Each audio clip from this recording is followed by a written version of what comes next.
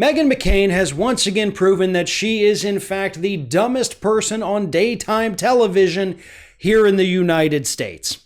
Now that is not a mantle, by the way, that is easily won, because she has to fight all of the other daytime talk show hosts, including the, trash talk, the daytime judges and all that crazy ridiculousness. But no, Meghan McCain has absolutely achieved something none of them ever could. And that is reaching the bottom of the barrel as quickly as humanly possible. Earlier this week, Meghan McCain sent out a tweet talking about the war zone that her neighborhood in Manhattan had become. Here's what she said. She said, "My neighborhood in Manhattan is eviscerated and looks like a war zone. De Blasio and Cuomo are in utter disgrace. This is not America.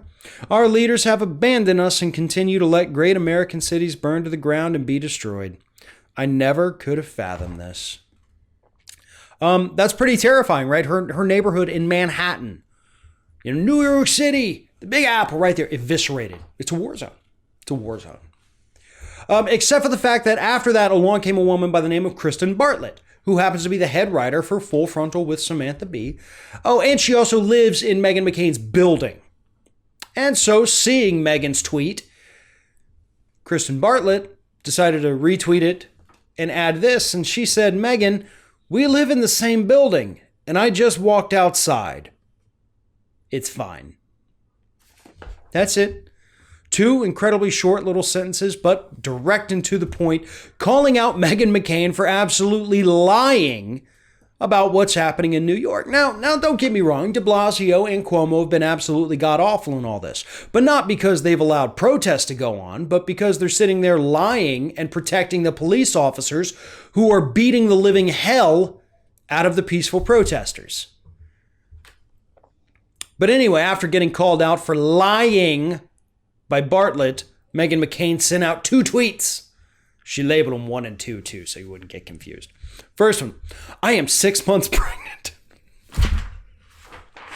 Because that's totally relevant to anything happening. "I am 6 months pregnant. A gossip organization is about to run a story of where me and my family are currently.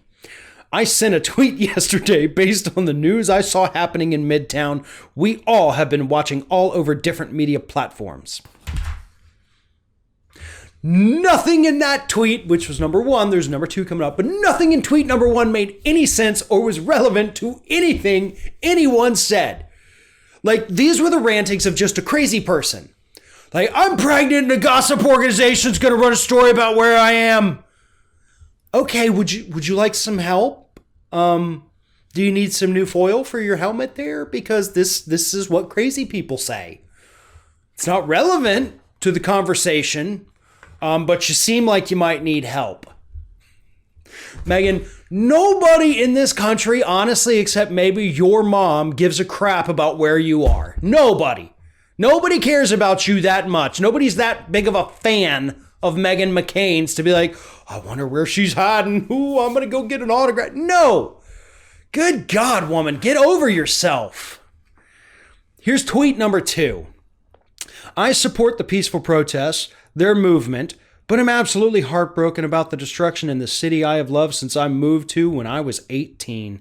It is important to have your voice heard, and I hope everyone stays safe and healthy." All right, here's the thing. You say you support the peaceful protests. You do not. That is a lie. Because back in 2016, you said that Colin Kaepernick was disgusting for disrespecting the flag. You repeated that in 2019, and then you also said it again in March of 2020. This has been your consistent opinion that you hate when black people peacefully protest. That's what you've said. And because of YouTube and articles written at the time, this is well documented, Meghan. You're a piece of crap. And thanks to Miss Kristen Bartlett here, we also know that you're a lying piece of crap.